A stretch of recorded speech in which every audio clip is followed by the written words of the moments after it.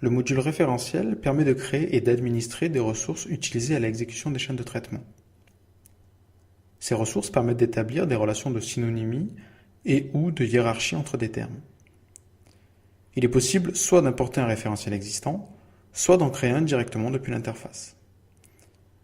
Les référentiels peuvent être de trois types: synonyme, taxinomie ou thésaurus. Comme son nom l'indique, les référentiels de type synonyme permettent de définir des équivalences entre des termes. Par exemple, tennis de table, synonyme de ping-pong. Ce type de référentiel est plus particulier que les deux autres, en ce sens qu'il peut servir deux modes d'utilisation: usage au niveau du stem et usage pour l'enrichissement. Concernant le mode stem, par défaut, AFS permet de gérer nativement, par langue, les flexions sur le genre et le nombre des mots d'un document. Par exemple, pour remonter un document contenant le mot petit au pluriel, alors que l'utilisateur a saisi petite au féminin singulier dans sa requête. Deux cas d'usage peuvent se présenter. Ne pas souhaiter utiliser le dictionnaire de flexion, ce stem d'AFS, et utiliser un dictionnaire spécifique, ou, plus classiquement, avoir besoin d'enrichir le dictionnaire existant pour rajouter une flexion sur un terme métier non géré par défaut dans AFS. Pour créer un tel référentiel, il est nécessaire de sélectionner le type synonyme, puis l'usage stemming. Il s'agit ensuite de choisir la langue pour laquelle les flexions doivent être ajoutées, de préciser un nom et éventuellement une description et des tags. Pour ce qui est du mode enrichissement, toujours pour un référentiel de type synonyme, la configuration est similaire. La principale différence entre stem et enrichissement vient du fait qu'un référentiel en mode stem va être automatiquement appliqué aux autres référentiels utilisés pour l'enrichissement. Par exemple, si un référentiel de synonyme définit l'équivalence poney égale petit cheval, et qu'un référentiel de type stem définit cheval égale chevaux, petit égale petit au pluriel et poney égale poney au pluriel, alors l'équivalence poney au pluriel égale petit au pluriel chevaux sera automatiquement construite.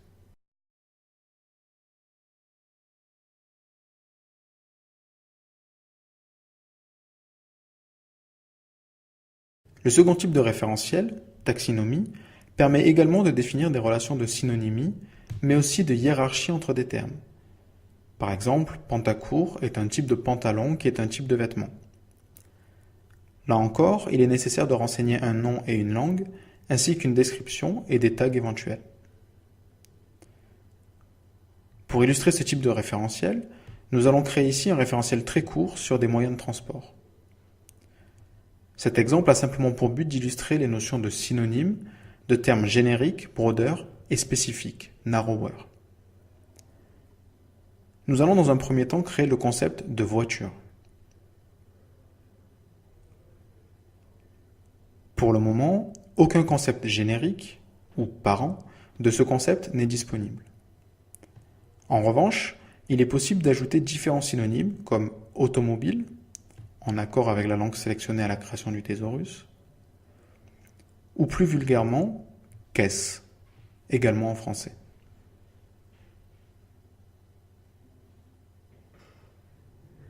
Créons maintenant le concept de 4x4. Celui-ci est bien un concept spécifique du concept de voiture, disponible à présent comme broader, puisque précédemment créé, et nous allons ici lui ajouter un synonyme, par exemple SUV.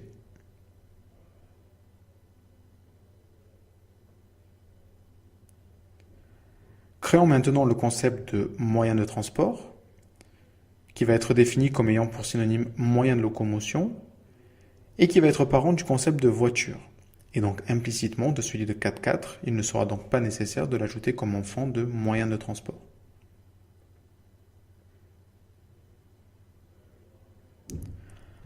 Enfin, créons un dernier concept, moto, enfant du concept moyen de transport, et volontairement ici laissé sans synonyme.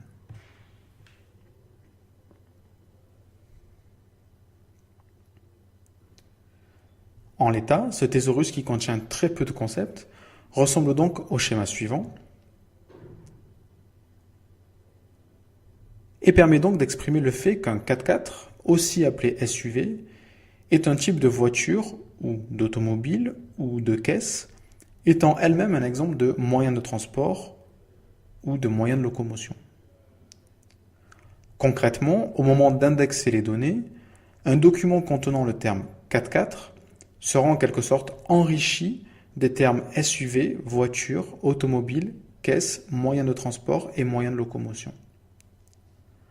Au moment d'interroger le moteur de recherche, le document contenant 4x4 sera donc remonté dans les résultats, que l'utilisateur recherche 4x4, mais aussi SUV, voiture, automobile, moyen de transport, etc.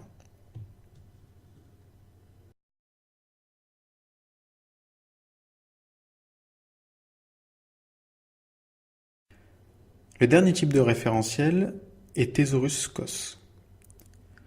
Ce type permet de définir l'ensemble des éléments précédemment évoqués, avec en plus différentes caractéristiques de la norme SCOS. Ce formalisme est une recommandation du W3C dédiée à la représentation des thésaurus et autres systèmes de classification, essentiellement voués au domaine documentaire.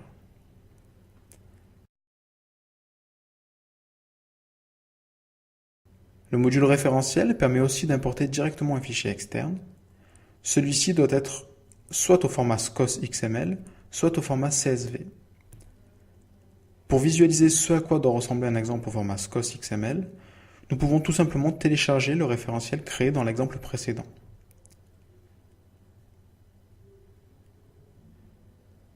On retrouve ici les notions de broader, narrower, label alternatif, alt label désignant les synonymes, et de concept.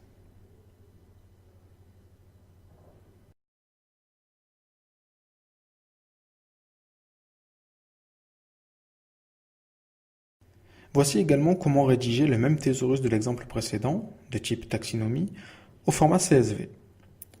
Le concept d'entrée, le plus générique, donc dans notre exemple moyen de transport, prend place au début du fichier. Les synonymes sont décrits sur la même ligne que le concept concerné, avec un synonyme par cellule, par exemple ici moyen de locomotion. Ensuite, l'ajout d'un concept spécifique se fait simplement en passant la ligne et en se décalant d'une cellule. Nous allons par exemple ajouter ici voiture et moto. Il suffit de continuer ainsi pour chacun des concepts à ajouter au fichier.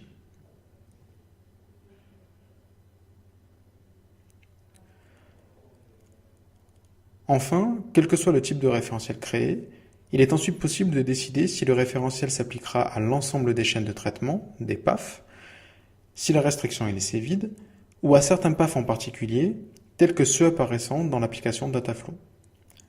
À ce propos, notez qu'il est nécessaire de publier le référentiel de façon à ce qu'il soit pris en compte pour la prochaine indexation des documents.